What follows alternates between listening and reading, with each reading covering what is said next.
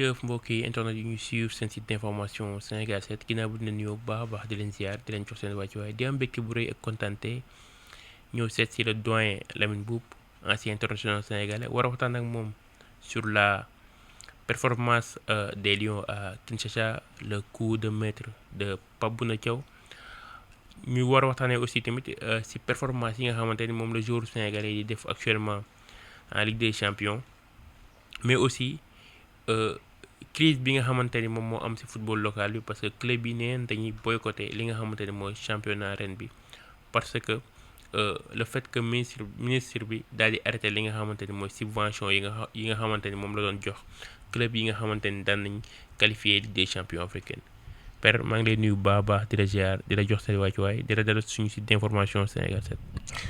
waaw mais bonjour Khalil di la nuyu di la remercier d'être venu me prendre par rapport à tout ce que tu viens de dire di nuyu tous les internautes de Sénégal TV di wax rek macha allah yàlla baax na daal nañu def rek li nga xam ni nit ñi buñ ko dégloo dinañ ci mën a am njëriñ.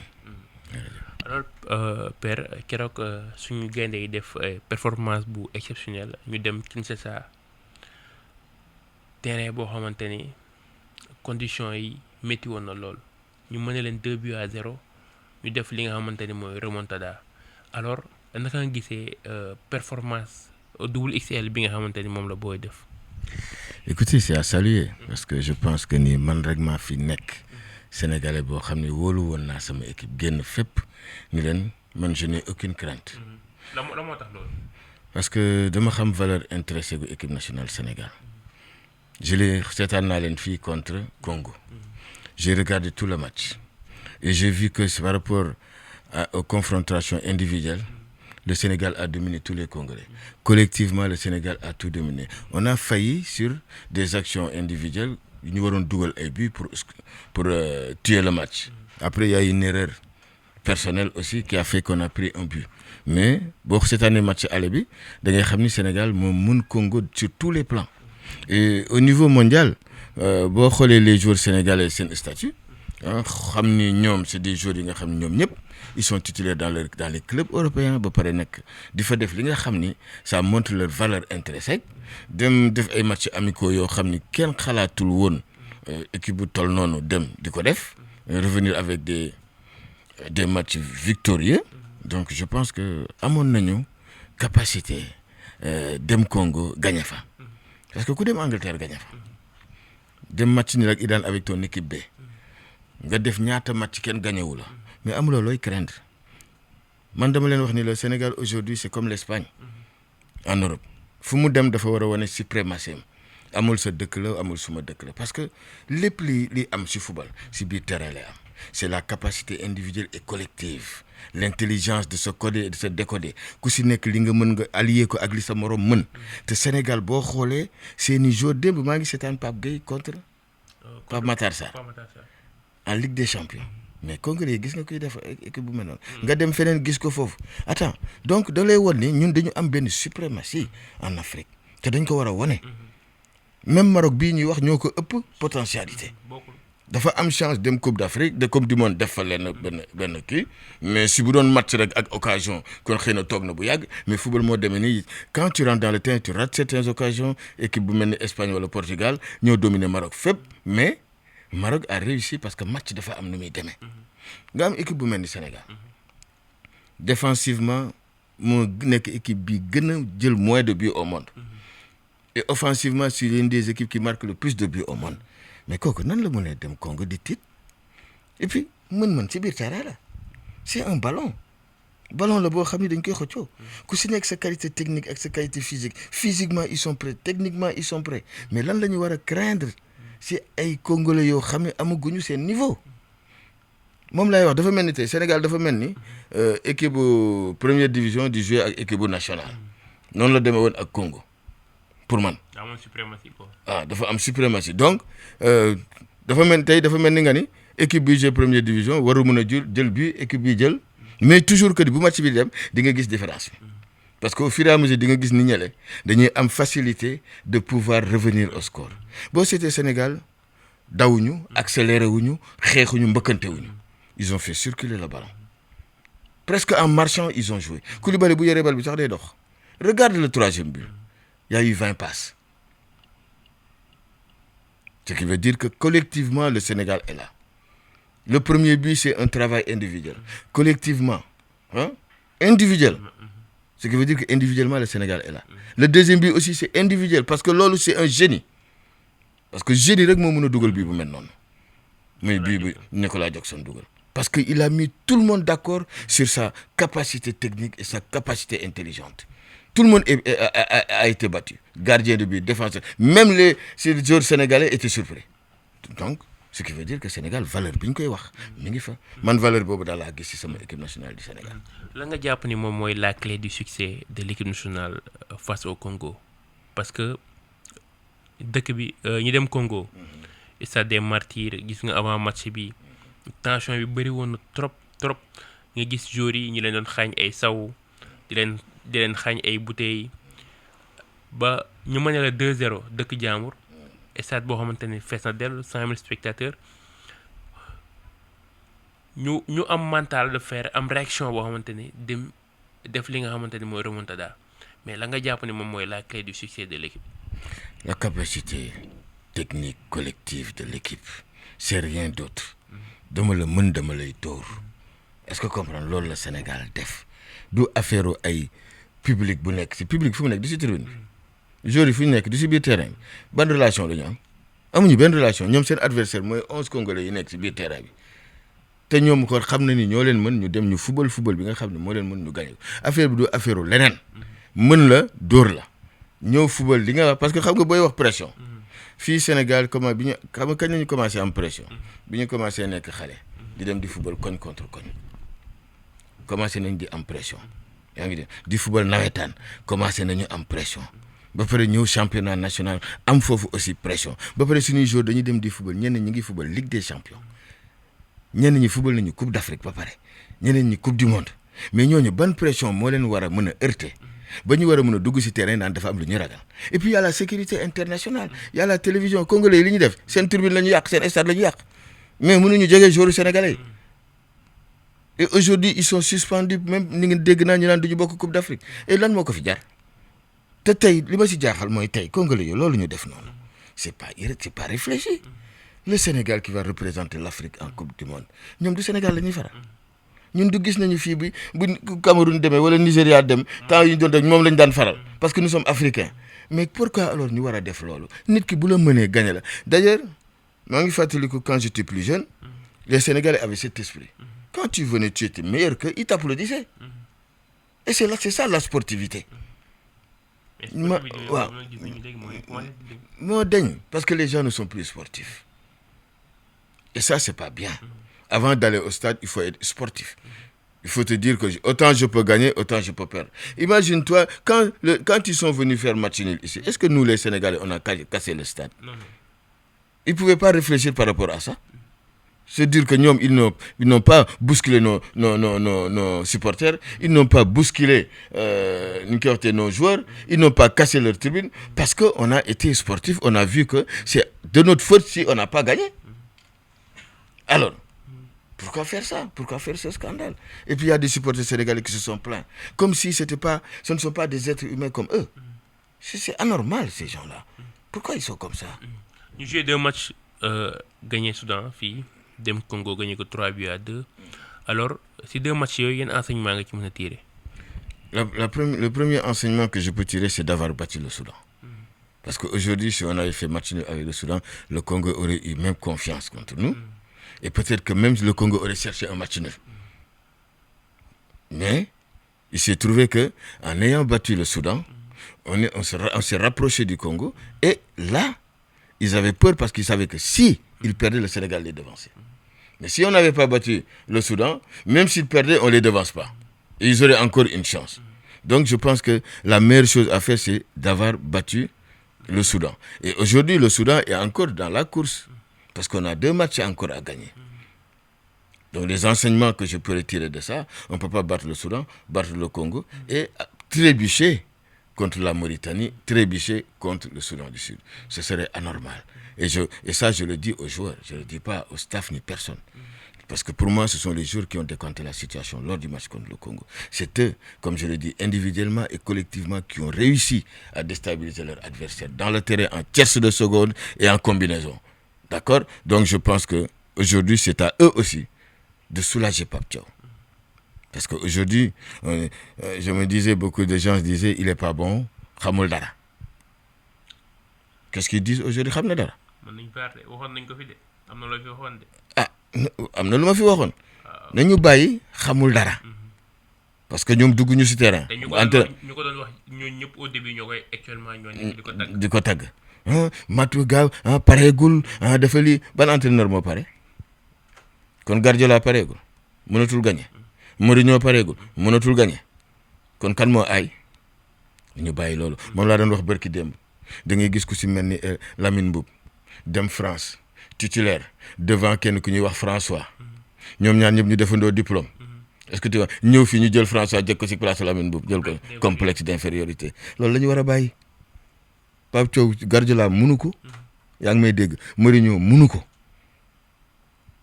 da ngay am joueur du comprendre li nga bëgg jouer ñoom ñu ànd ak yow si c'est projet de jeu ñu am capacité te il a eu l'intelligence de prendre les joueurs yi nga xam ne mën nañ ko loolu la ñu laaj entraîneur avoir l'intelligence de prendre les joueurs yi nga xam ni tey boo leen boolee ñu mën a def li nga xam ne moom nga bëgg ñu ngi ci sa projet de jeu boobu nag am nañu joueurs yi nga am capacité lire l'adversaire savoir quels sont ses points forts et ses points faibles am des situations de jeu yoo xam ne war nga ko mais le reste ce sont les joueurs qui le font dans le terrain.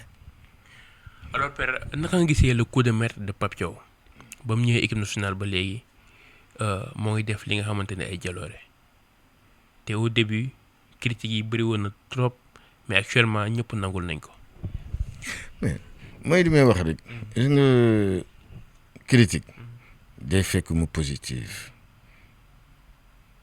day fekk li ngay wax nga mën a am foo ko teg mais nit koo xam ni liggéeyagul defagul dara nga ni xamul dara foo ko teg est-ce que kan bàyyi ko ba mu liggéey ba pare.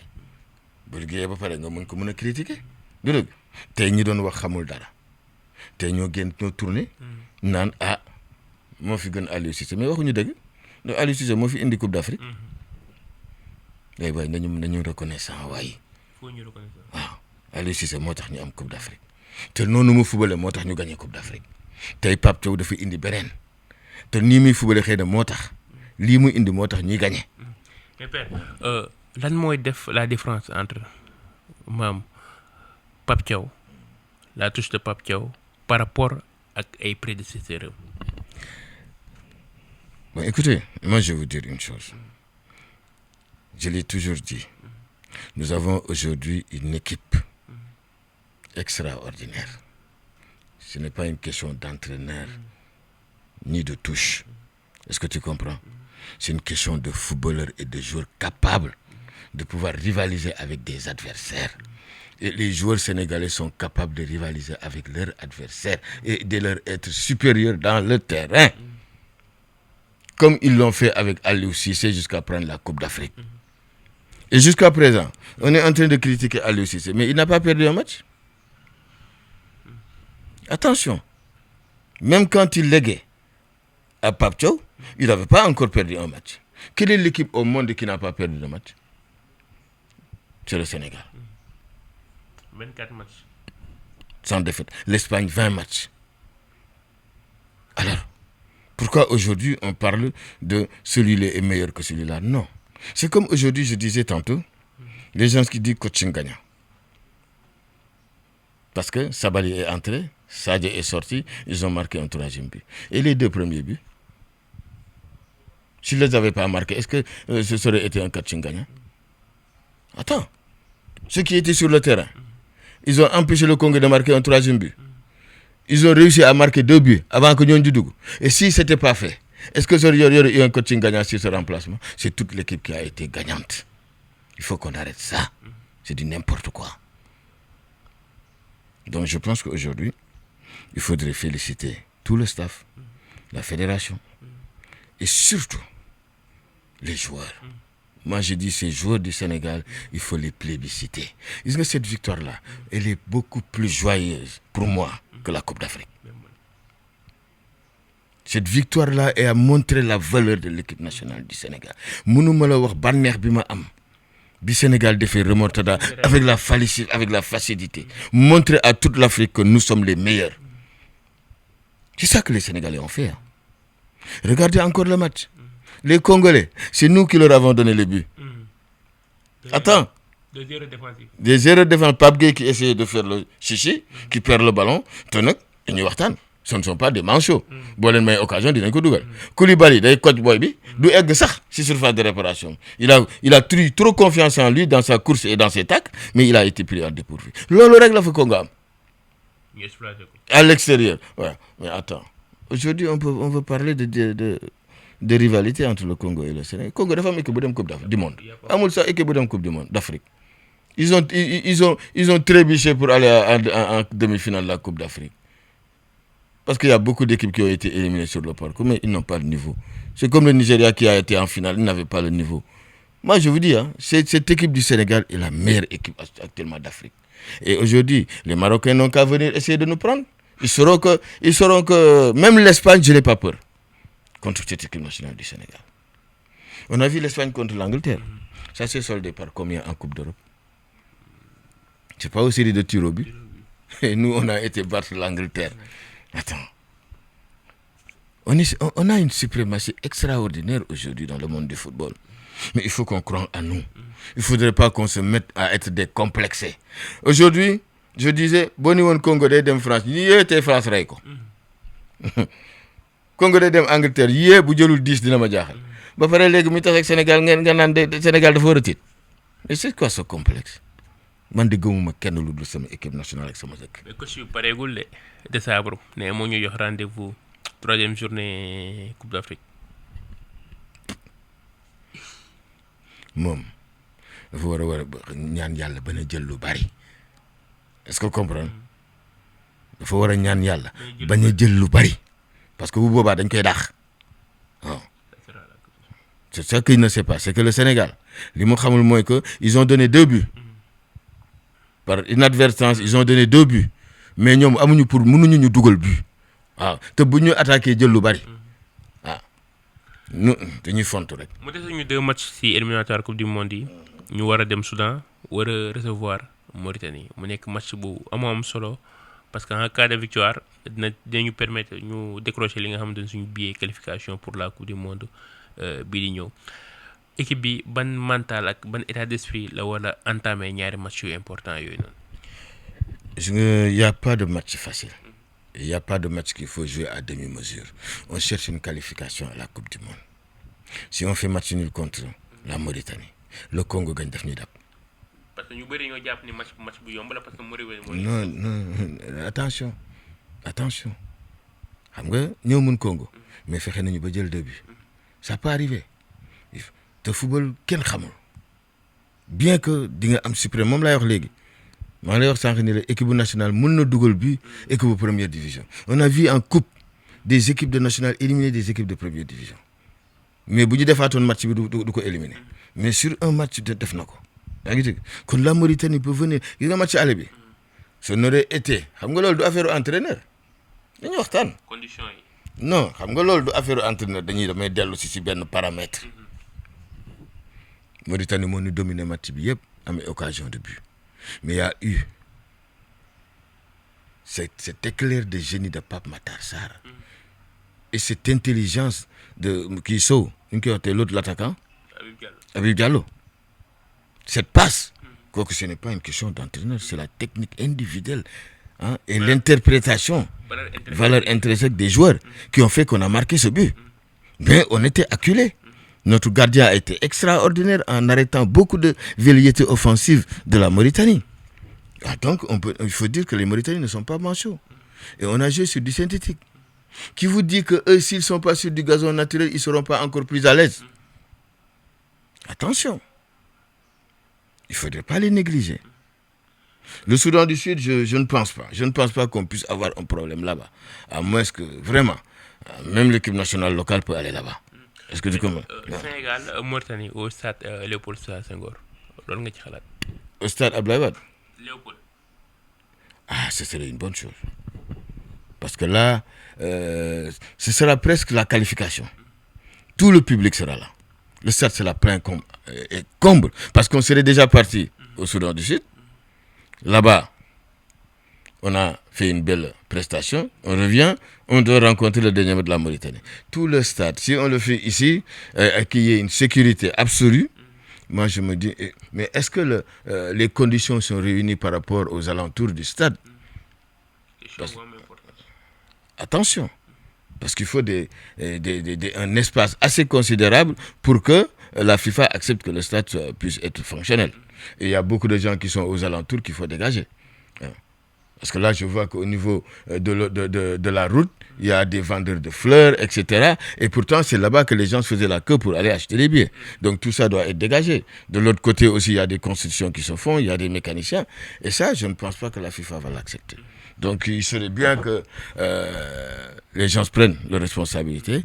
Si on veut jouer avec le Sénégal ici, que tout ça soit mis en place et que tout soit fait comme il se doit. Mais je suis à peu près sûr que si c'est fait au stade, il y aura 60 000 spectateurs qui vont venir pour les applaudir, pour leur qualification et pour leur dire nous sommes derrière vous pour aller à la Coupe du Monde.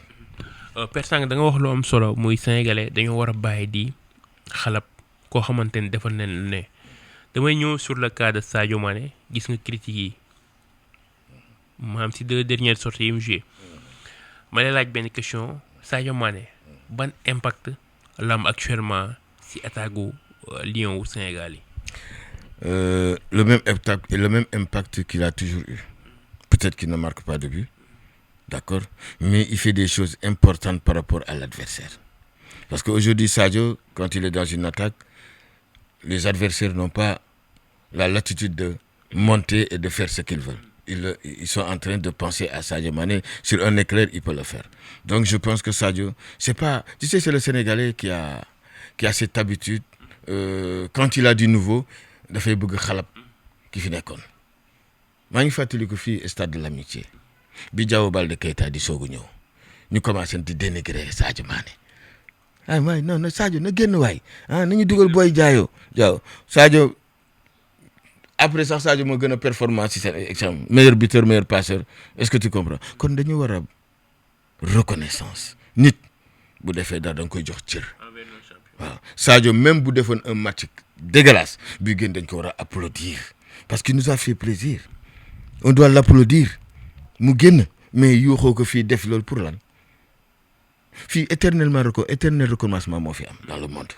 Avant Sadio, il y avait El Hadj Diouf. Avant El Hadj Diouf, il y avait Lamine Boub. Avant Lamine Boub, il y avait Jules François Bocandé. Avant Jules François Bocandé, il y avait Yatma Diop. Donc éternel recommencement moo fi am.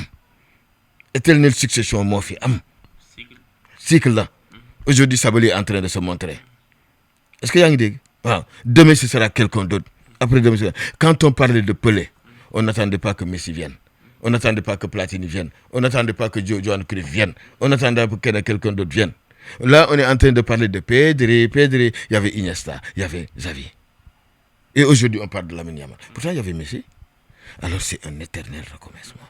Est-ce que ces gens-là vont dañuy xalab Pedri wala dañuy xalab Iniesta wala dañuy saaga Messi? Non.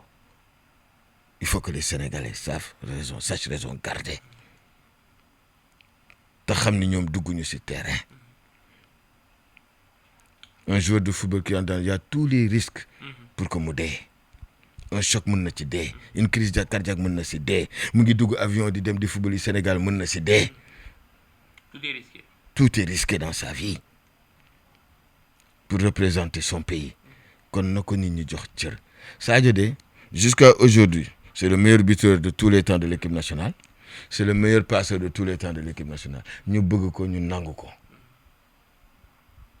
Ñu bañ ko. Mais il faut lui donner sa valeur. Alors Père dañuy ñëw sur performance su des Lions si week-end bi ak Ligue des Champions bi nga xamante ne moom lañ tàmbalee démb gis nañ ki nga xamante ne mooy Pape Matar Sarr après ñaar exploit yi mu def contre Soudan contre Congo si week-end bi contre West Ham defati na jaloore démb tamit doon na joué ak Pape Gueye ak Villarreal ñoom ñoo gagné 1-0. Sadio Mané aussi tamit ginnaaw ba mu 2 matchs yi ba mu dugalee ba mu delloo si club am Al Nassr tamit dugal na wanewaat boppam alors naka nga gisee performance Lions yi. Mais comme je l'ai toujours pressenti, hein, ce sont les meilleurs joueurs du monde en ce moment, qu'on le veuille ou qu'on ne le veuille pas. Je l'ai dit, ils sont titulaires partout. Donc ils sont en train de représenter dignement le Sénégal, leur pays et leur équipe nationale. Donc je pense que Pape Matar Sarr, il est en train de nous donner vraiment du baume au cœur parce que li muy def vraiment dama koy seetaan dama naan ay waay Sidath, merci beaucoup. Tu nous as donné un beau produit. Pape Gueye, c'est un génie. Il fera encore mieux quand ils vont être... Parce que ils ont tellement de générations encore. C'est des enfants. Ay Pedri, est-ce que tu comprends? Ay Lamine Yamal, ils vont se rencontrer. Ndax championnat. Ils vont se rencontrer en Coupe du Monde.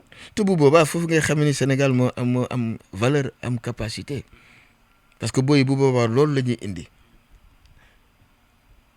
Ñoo bokk championnat ëppale wu leen ñu dara ay footballeur lañu kon ñun dañ koy rive ci biir terrain bi lañ koy reyante te gëm naa ne sunu joueur Sénégal bu ñu génnee seen hargne boobu nga xam ne am nañ ko je n'ai pas peur. Moi je me dis que ni ces jeunes là Habib Diarra est-ce que Sabali parce que aujourd'hui si vous regardez l'équipe nationale ils sont tous jeunes hein. Krépin moo fa ne Sadio Mané Gana Gueye, Koulibaly. Le reste, tous, ce sont des jeunes. Et ces gens-là, de me regarder, ils ont une Coupe d'Afrique, ils ont une Coupe du Monde à préparer. Donc, nous avons le relève. Que c'est maintenant Pape Gueye, que c'est maintenant Pape Matar Sarr, tu comprends? Nous sommes accompagnés par un Crépin qui n'est pas trop vieux. Est-ce que tu comprends? Mais comme dans les équipes nationales Sénégal. Tey aussi Nicolas Jackson war a jànkonteel ak ancien club di Chelsea en Ligue des Champions. C'est une bonne aubaine. Aujourd'hui, je donne entraîneur de Mokoy Dougal parce qu'il sera revanchard. Il va vouloir leur montrer que c'est vous qui m'avez laissé partir, mais vous avez eu tort. C'est comme le Paris Saint-Germain qui joue en finale contre le Bayern. Qui c'est qui marque le but? L'ancien joueur du Paris Saint-Germain. Comment? Qui a été libéré par le Paris Saint-Germain. Donc je pense qu'aujourd'hui, ça aurait été une bonne chose si. Mais l'équipe de Chelsea aussi, il faut savoir qu'ils sont bien en place. Ils sont bien en place. Maintenant, est-ce que le Bayern est assez conquérant pour gagner cette équipe de Chelsea? Mais on en saura quelque chose tout à l'heure parce qu'on ne peut rien prédire tant qu'on n'aura pas regardé le match dès le début. Alors père noo gisee la montée en puissance de Pathé Ciss gis nañ daaw fête saison bi def ak Rayo Vallecano ren tamit ñu gis début saison bu exceptionnel bi nga xamante ne moom lay def ak Rayo si les grands rendez-vous si équipe yu mag yi ni muy wanee boppam keroog tamit gis nañ Pape Thiaw jot na ko dugal en deuxième mi-temps tamit mu wan naa ñëw boppam alors la montée en puissance de Pathé Ciss na ko gisee. Ben écoutez, c'est un joueur qui a même joué la Coupe du Monde. Hein. Donc qui a beaucoup d'expérience et qui aujourd'hui est arrivé comment je veux dire, à Vallecano et qui s'est imposé, qui est titulaire. Moi, je l'ai observé la dernière fois. Ses passes sont précises, ses récupérations sont vraiment géniales et c'est quelqu'un qui réfléchit et qui s'impose. Moi, je l'ai vu, j'ai circulé, je l'ai vu même dire à certains de ces joueurs, il faut faire ceci. Même à un moment donné, il s'est énervé sur un de ces joueurs qui n'a pas fait ce qu'il devait faire. Donc, c'est ça qu'il faudrait en équipe nationale. Aujourd'hui, il y a beaucoup d'autres qui sont aujourd'hui titulaires, mais peut-être que demain, il aura sa chance de rentrer et de prouver au coach que c'est moi qui dois être là. Et s'il le fait, ce sera un bonus pour lui. Mais en tout cas, je suis sûr que Pathé, c'est quelqu'un qui peut apporter beaucoup à l'équipe nationale du Sénégal et qui est aujourd'hui en train de le montrer en club. Et à chaque fois qu'il rentre et qu'on lui fasse confiance, il tient la route. Donc je pense que cette montée en puissance n'est rien d'autre que sa qualité. Sa qualité technique et physique et surtout aussi son expérience de la Coupe du Monde, du football espagnol et de première division. Et aujourd'hui, l'équipe nationale aussi est un bon tremplin pour pouvoir s'imposer partout dans le monde. Alors père li may tëjee émission bi rek mooy subvention bi nga xamante ni moom lañ doon jox club sénégalais yi nga xamante ni ñoo doon qualifié en Ligue des champions africaine ak Coupe CAF état bi daat koy suspendre. Actuellement waa Jaraaf waxoon nañ dañuy boycotté mais tey suba gis nañ ni waa Sénégal bind ni ren championnat bi club yi dañoo nar a boycotté ndax subvention bi nga xamante ni moom la club yi doon qualifié coupe CAF ak des champions jotatuñ ko loolu ban impact la nar a am si performance su équipe championnat yi nga xamante ni ñooy joué compétition africaine. Et aujourd'hui, je pense que quand on parle de football amateur, football professionnel, il y a une différence. Et j'ai toujours dit au président de club, il faudrait que vous vous imposez devant l'État, que vous refusiez de jouer. Parce qu'aujourd'hui, cette convention collective qui doit être signée entre l'État et les professionnels du football doivent être faite. Les jeunes Sénégalais qui sont footballeurs ou sportifs sont aussi valables que les jeunes commerçants qui sont là, que les jeunes transporteurs qui sont là. On ne peut pas créer un ministère des sports, créer un ministère des transports et donner au transport ce qu'ils veulent et ne pas donner au sport ce qu'ils veulent. Mais c'est parce que les sportifs n'ont rien fait. Parce qu'ils ne se soucient pas des professionnels du football, des professionnels du sport. Les clubs, les présidents ne se soucient qu'à eux-mêmes. Si les présidents se souciaient aux clubs, qu'aujourd'hui, les clubs professionnels, on a parlé de professionnalisme. Les premiers professionnels, ce sont les acteurs. Ils doivent être mis en convention collective, ils doivent être mis en sécurité sociale, ils doivent être mis au niveau de tout ce qui est mutuelle de santé et tout ça. Comme les autres, comme les transporteurs, comme les avocats, comme tout le monde. Parce que ce sont des enfants du pays qui font leur métier. Mais non, on dit qu'on est professionnel et on ne veut pas donner à ces professionnels. Parce que si aujourd'hui, ces clubs-là allaient au ministère du Travail et imposer leurs joueurs, ce serait quelque chose que l'État va par force faire. Et aujourd'hui, il serait obligé de construire des stades partout parce que ce sont des travailleurs. Et l'État sait que s'il accorde ça au sport, il aura à le faire par force. Ça les arrange de rejeter ce sport. Mais aussi les présidents ne font rien. Parce qu'aujourd'hui, c'est ça ce qu'ils sont en train de faire. Il fallait le faire depuis longtemps.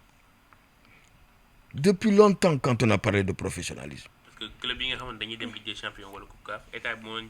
Ils ont parlé de professionnalisme, c'est-à-dire professionnel. D'accord? Ils ne dépendront plus de l'État. Mais ils devraient avoir une convention collective avec l'État. Et ça, ils ne l'ont pas cherché. Ils ne l'ont pas fait.